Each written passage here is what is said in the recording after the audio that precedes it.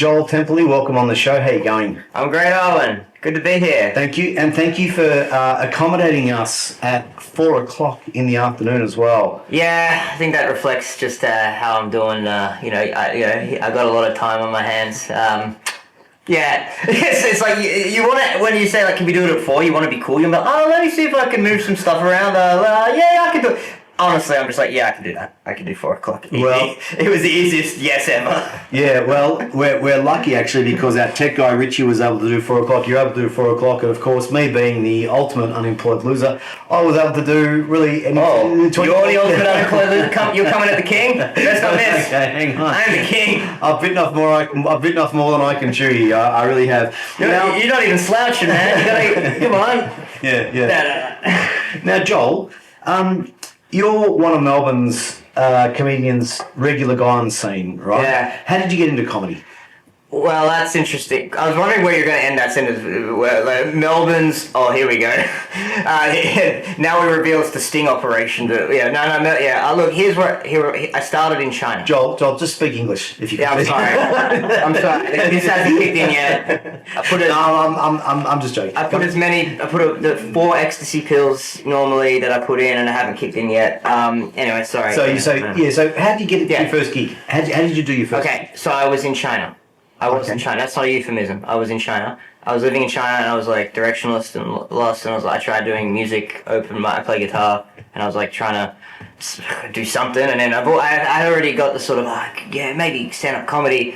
And then there was this city I was living in, Chengdu in China. It's the one with the pandas. I don't know. It's anyway. And basically, they did a show there, and I fortunately a big crowd, good gig to do my first one, and onwards and upwards from there. Did you do that in Mandarin or? No. It was to mostly expats.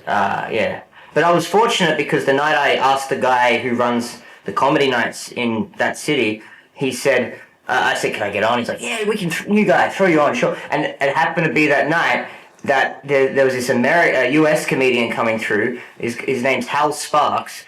And you might remember him from a movie called Dude, Where's My Car?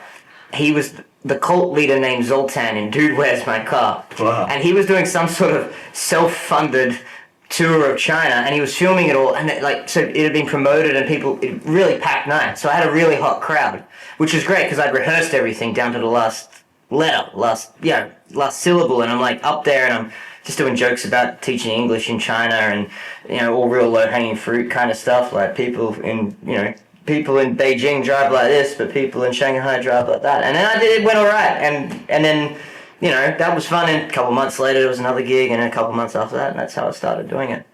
Yeah, it's almost like the reverse of my comedy career, where I'm kind of like, I do a gig couple of months, then 2 months, then 6 months, then a year, then 2 years. Now, okay, so how would you describe your comedy? What style of comedy do you do? Is it kind of like you talk about your life, or is it gag writing, like a Woody Allen thing where you're writing these clever gags? Or I guess it's mostly joke driven, which sounds like it sounds like like of course it's joke driven, but a lot of setup, punchline, not one-liner stuff, but definitely the aim is to tell jokes. There's not a lot of long-form stories of like here's what happened. I guess just jokes.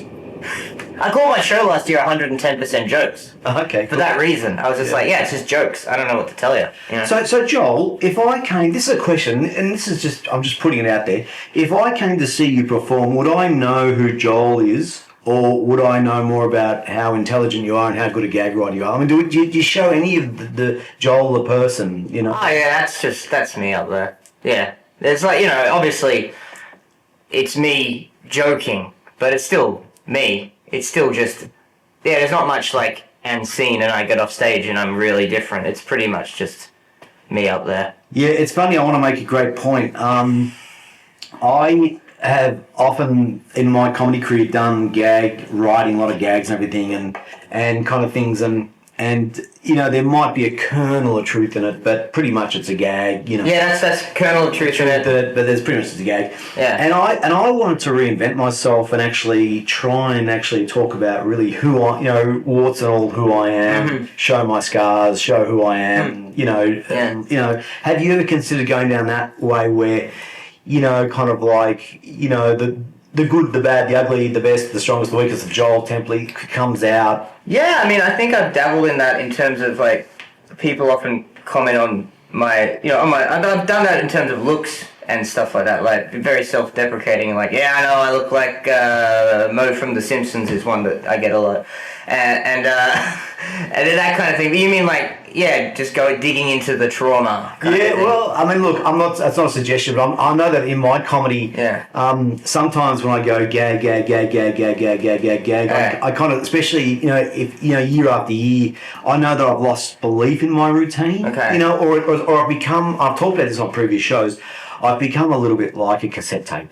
Right. Put the cassette tape in, push play. Yeah. And then the gag. It's not you up there. Well, it's me, but I could write my gags down and get Richie to get up and do it. I get it. You know what I mean? It's just, I mean, some of the gags are clever and they're quite well written and everything. I'm not having to go up my routine, but I just thought, where's me in that? And I wondered if you felt that in your comedy, like, where's me in, I'm honestly just like, what's funny? And if that's me telling us, today a guy cut me off, here's what I think of that, or it's actually about some sort of deep kind of like thing, like, I went through this thing or I went through that thing, then whatever it is, whether it's sort of superficial, everyday, monotonous stuff, or actually like, wow, that's deep, as long as it gets a laugh. So you are reaching into some of that life stuff. Yeah, 100%. I don't think there's anything off limits. They say you can't joke about this, you can't joke about that, and that mostly people are talking about like, a certain political issue or something touchy like that. I mean, but in terms of everything, like personal trauma, like that's where a lot of comedians write their best stuff, right, is about stuff they went through. Well, I'll tell you what, if comedy was about trauma, I'd be the funniest person on the planet.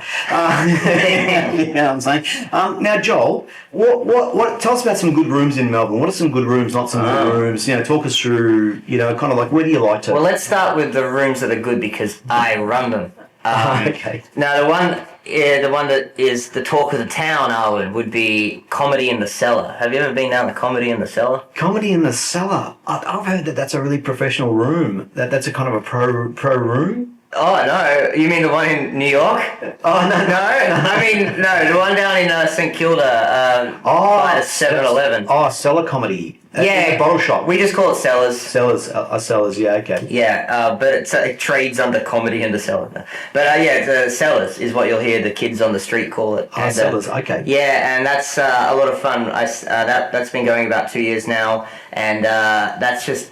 It's an unashamedly open mic. Like, yeah, okay. We say it at the start of the show to the crowd. Sometimes the crowd's not very big, but you say, like, look, we don't take a break. It's 2 hours of, like, comedian after comedian doing 4 minutes, and just you might hear some whack shit. People working stuff out. You're seeing how the sausage gets made. Just keep that in mind. First act, let's go. And that's a lot of fun. And that's kind of... I feel like that's gone up a level recently. It's kind of... Wow. Yeah, I think... It gets enough of a crowd so you can get a read of the joke. A lot of open mics you go to and it's like, I'm supposed to try jokes here, but like, to whom? I'm better off just saying it to the mirror. But this open mic, you can kind of get a, all right, yeah, cool. And it's a great setting too. If you check out the Instagram, it's just, I'm doing my festival show there. Really? Out the back of the bottle shop there. It's a really cool little space. I really rate it.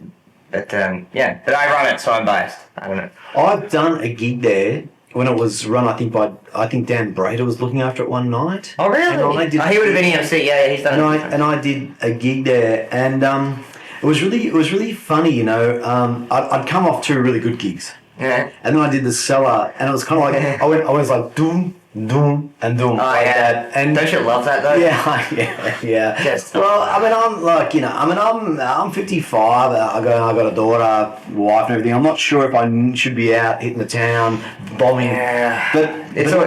But anyway, I mean, that's kind of a more esoteric question for another night. But it's a good point because it sucks. It really sucks. You have those good gigs and you just want to bottle that, but you gotta. It's the sooner you go and bomb, the better. Well, cleansing.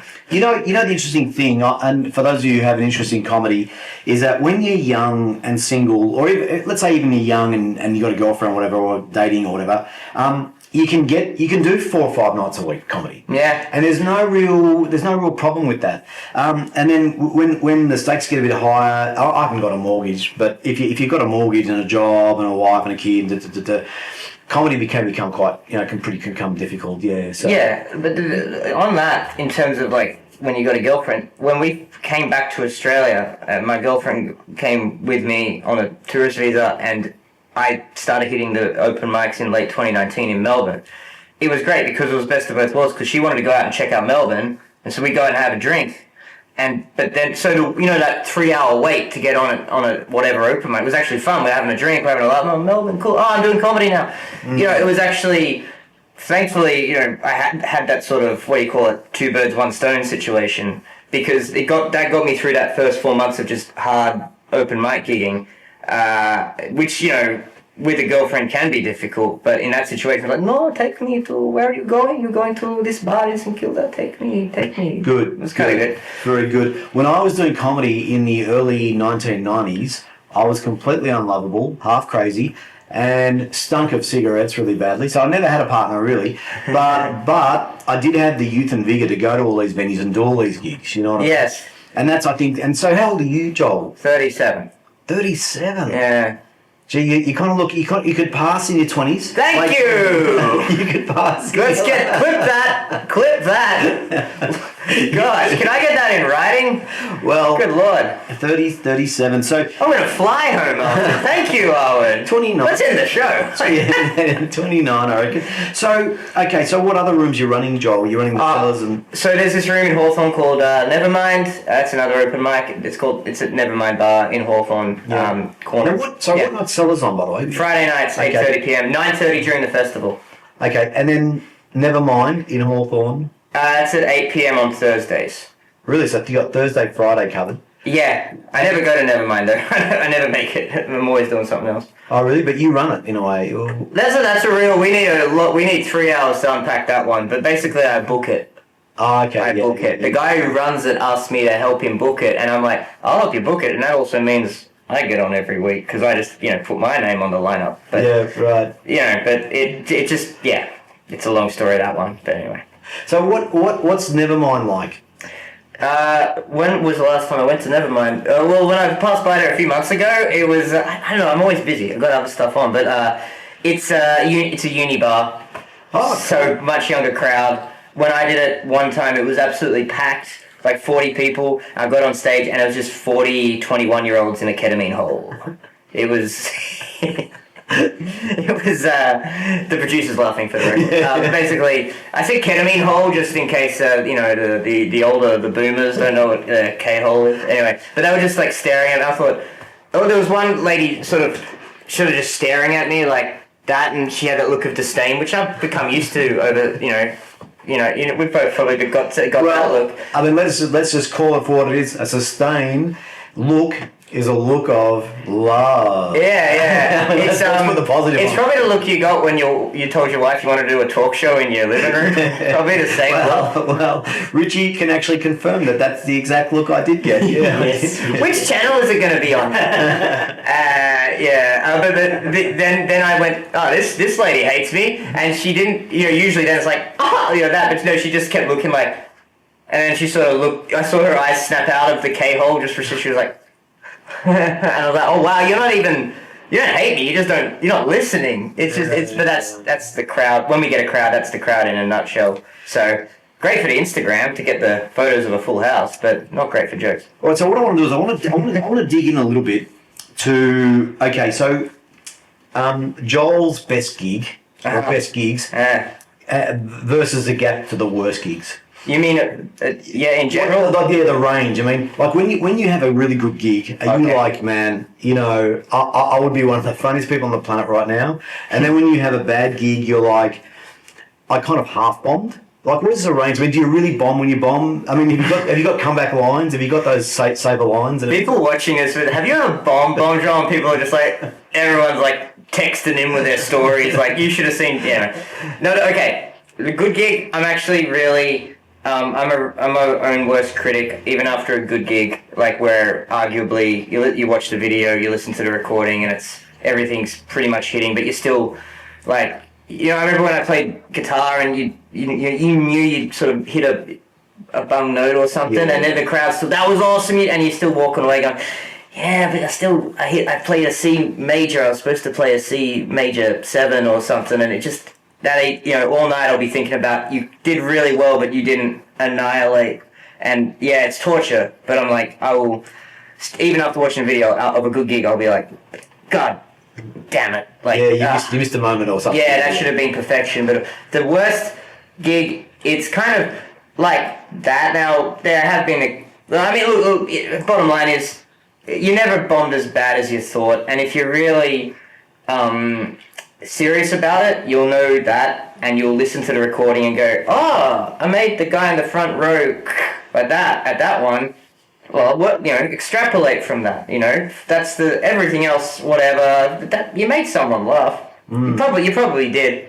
Even in a really bad bomb, there's some sort of silver lining to take from it, I reckon. It's interesting comedy.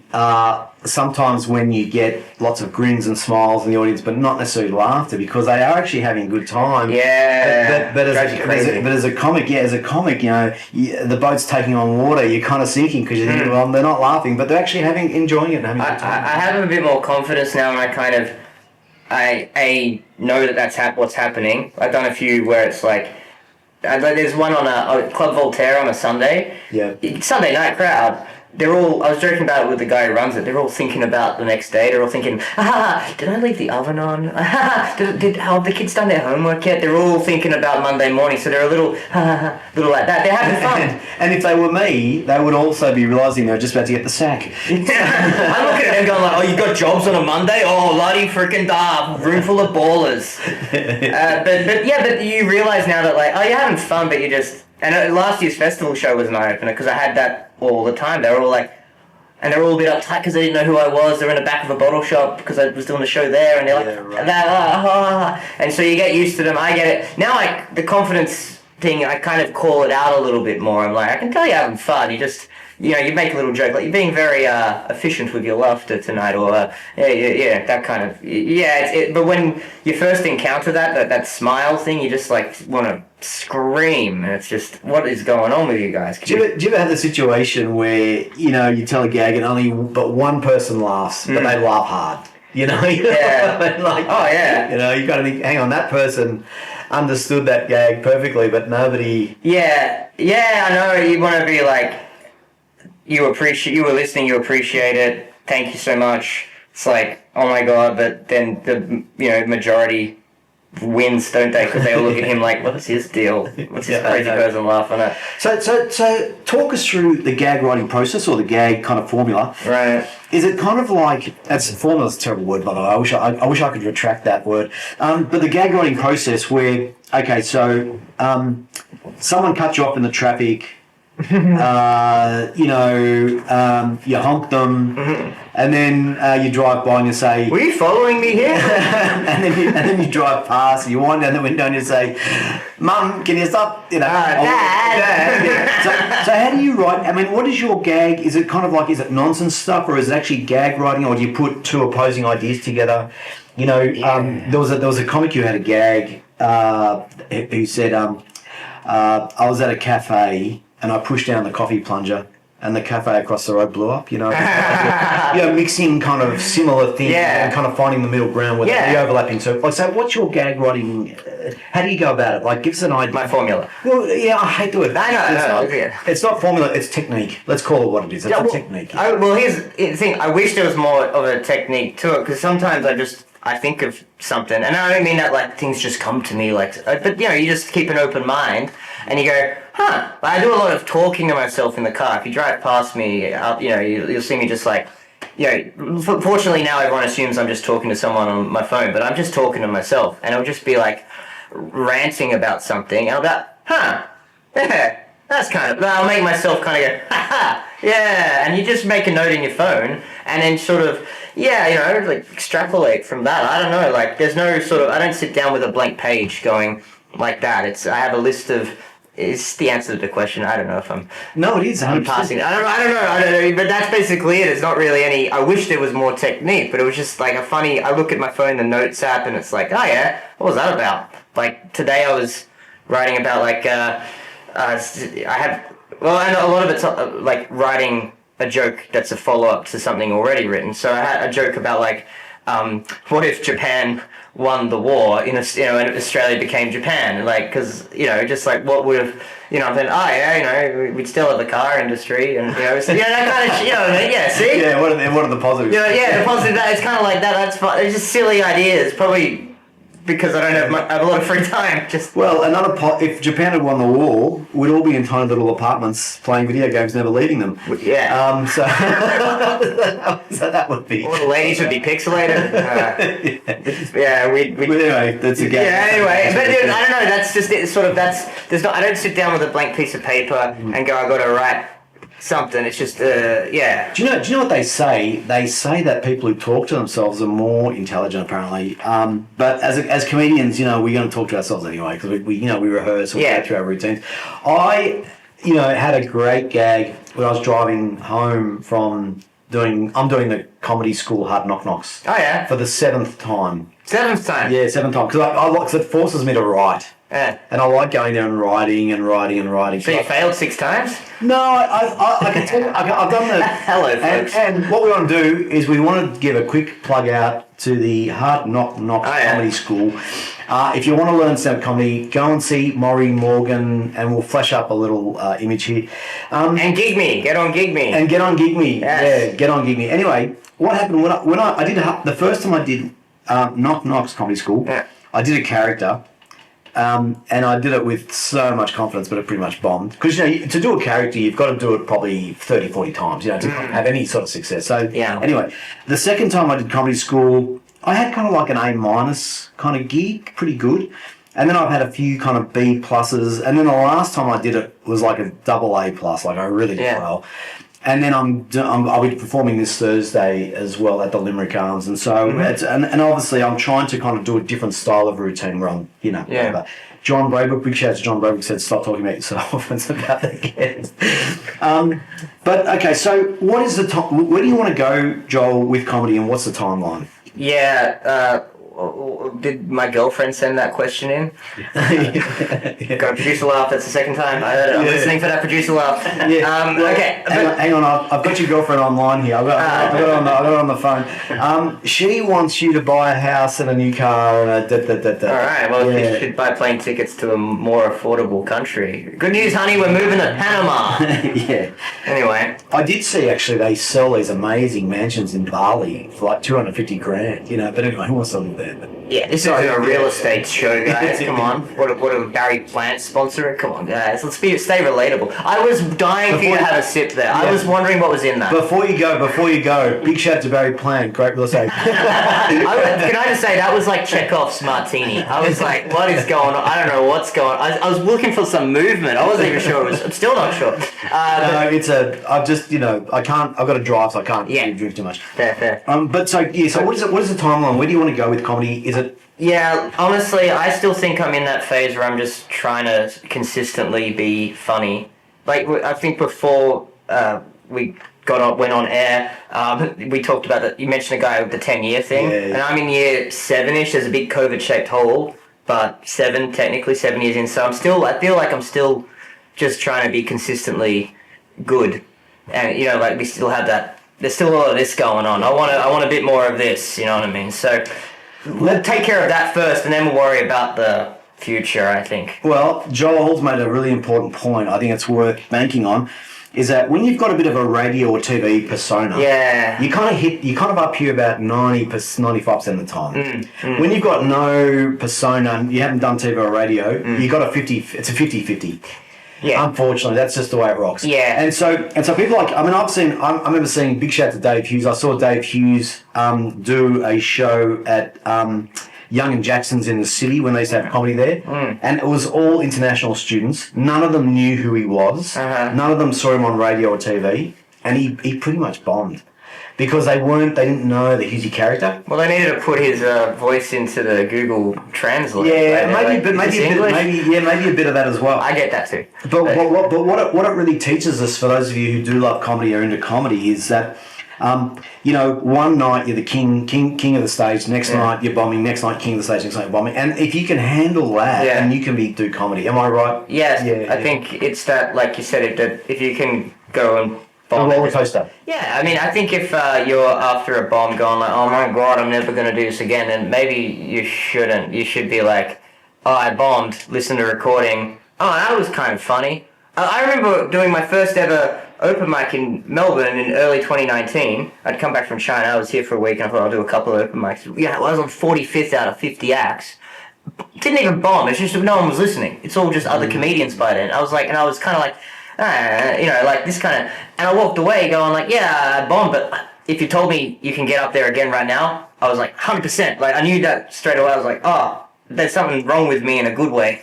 Like, I want to do that again, even though it was awful. So if you have that feeling, I still want to do it, then that's me. I think there's a word for that. What was that? The word that narcissistic? Genius. I think it's called genius. Modern day genius, I think. No, the ability to feel pain and keep... Oh, massive. The ability to inject that silence into my veins. Keep groaning, you pussies. But the audience hates me. And I came back from home. It was... But like David Tell said, the New York guy, is like, a groan is a laugh for pussies. And I always really enjoy that, because if they're groaning, they're at least listening too. Wow, okay. That's good. I haven't heard that before. Yeah. Credit me with the quote. Yeah, well, big shout out here to KB.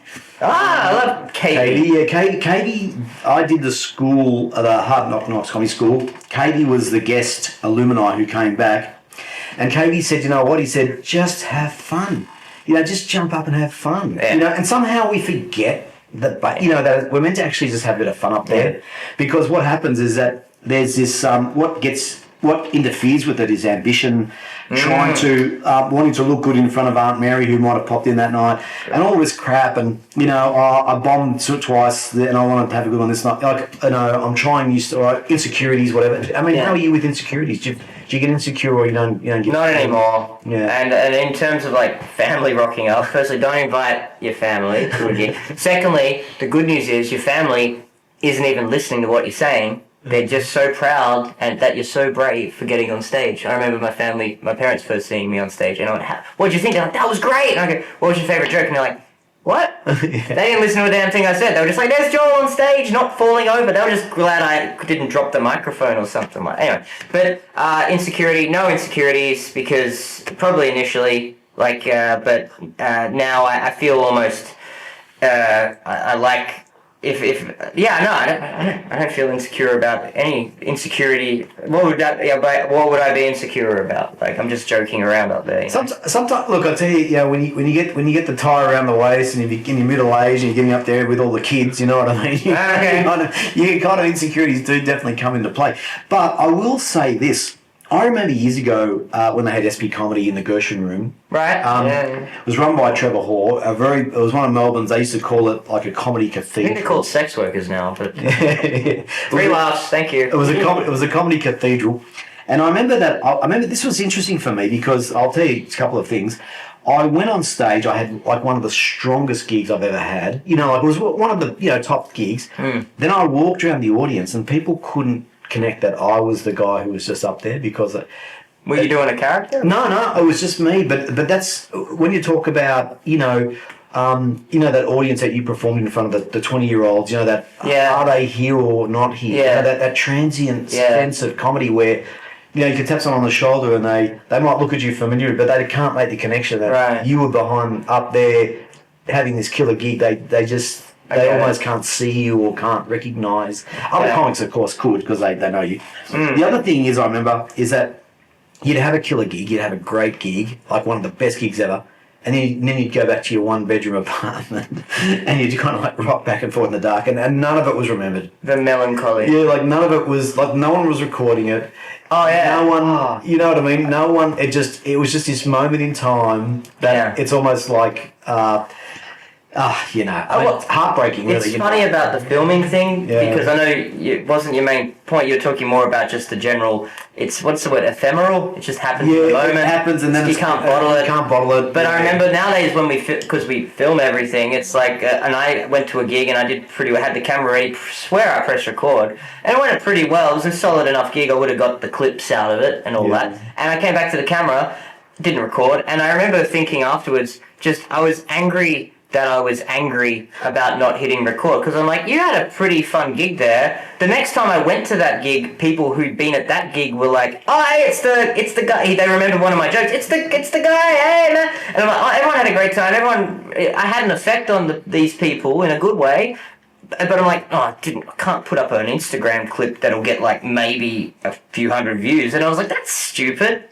Like, you should just enjoy the night and just enjoy the gig. Well, it's just this vacuum, isn't it? You know, it's a game now. Yeah, it's, you know, I remember when we were kids, you know, we went to some of these gold mines in Ballarat. You know, there's big holes in the ground, and Sovereign Hill.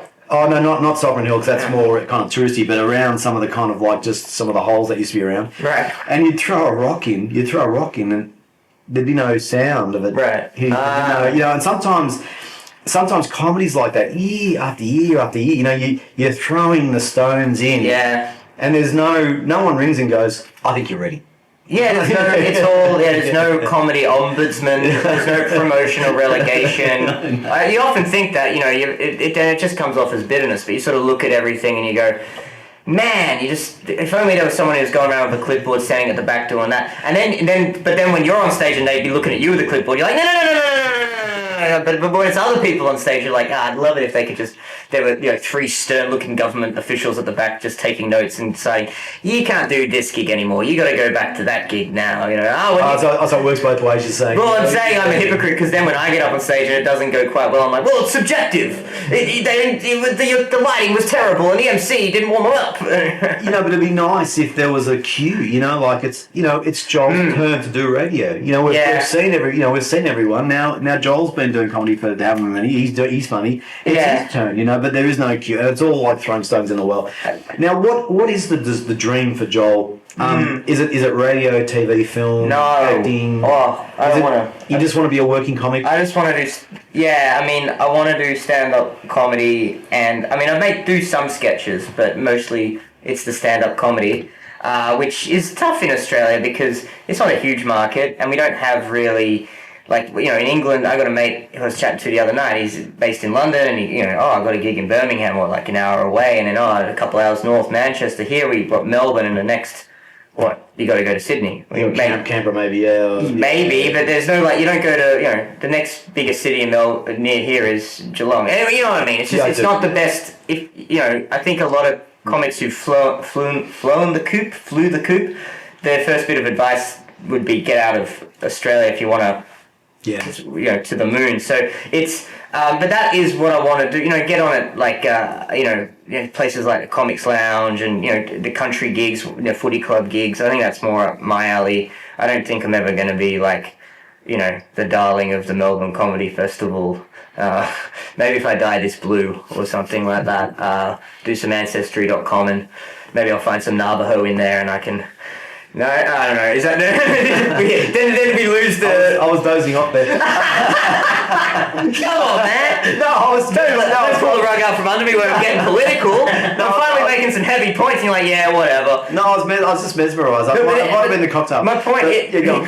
My point is, it's like my path is more that than like doing the Melbourne. I'm doing a Melbourne Comedy Festival, which we will plug soon. But I'm basically like that's a bit more of a money spinner. I get stage time and stuff. The future is more like the footy club gigs, dare I say it, the cruise ships, the Comics Lounge. That's how you make it as a working comic here. Otherwise, you gotta get in more to the radio and the TV stuff, and that makes your comedy suffer because you're not gigging as much. You're too busy doing that. Yeah, I just I have never done cruise ship comedy.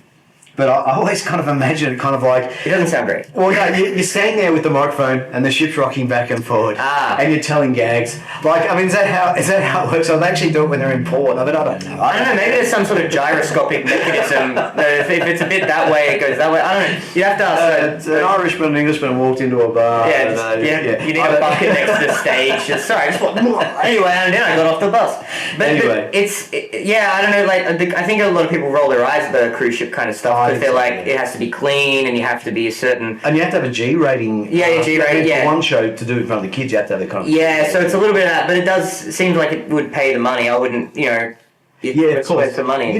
Now Joel makes an interesting point that in the places like the United States, you can actually be a full-time working comedian earning $5,000 a week just flying around different places with a bit of you know what I mean? Yeah. Where in Australia, goodness gracious. Yeah. I mean, $5,000 a week. You could do that back in the '90s in America. Like you go to Memphis and you fly here, then you fly there, and you go all around and. But unfortunately, Australia hasn't got that robust scene, has it? Well, it's it doesn't have the population or the density. I don't think. Yeah. I'm talking out of my ass here, but like we can't go. Oh, I'm doing a gig in Melbourne. Like the only equivalent here would be maybe Brisbane and Gold Coast and Sydney and Newcastle. Geelong is getting there. They've got the weekly Friday show there and a fortnightly. But they're not going to fly you down for that, are they? You know what I mean? Like, it's not that big. Again, it's it's still small time. But apart from that, all you have to do is listen to one of the US comedians' podcasts, and they do their dates at the end, and they're all these towns. Like, that's it. Like, I'm going to Mechanicsburg, Pennsylvania, and you're like, what? I'm going to Harrisburg. Not that Harrisburg, the other Harrisburg. Like, really, it can sustain you? Like, because these are largish towns which will all come. Now, Joel, quickly tell us about your comedy festival show. Yeah. And give it the 110 plug. Okay, well that was last year's show, but this year's show that is called From Russia with Lols because the girlfriend I made up earlier. No, she's real. She's from Russia, so it's basically I lived in Russia for 1 year. And it's just it's about that really, how I met her. I lived in Russia, living with a Russian girlfriend here in Australia. How does he sleep at night? Yeah, I know. It's amazing I made this gig because it's like I'm always fearful I'm going to wake up on a park bench frothing at the mouth from the Novichok. Yeah. 4 laughs from the producer. Thank you. He's up with his geopolitical stuff. So Joel, is it free entry or ticketed entry? I gotta make some. I gotta pay. I gotta keep this Russian girlfriend happy, my friend. $20 for adults. There's group and concession discount $16. Oh, actually, if you live, there's a discount code Sputnik, which is not. That's spelled differently to how it's pronounced. SPUTI. What am I doing? Help me. SPUTNIK.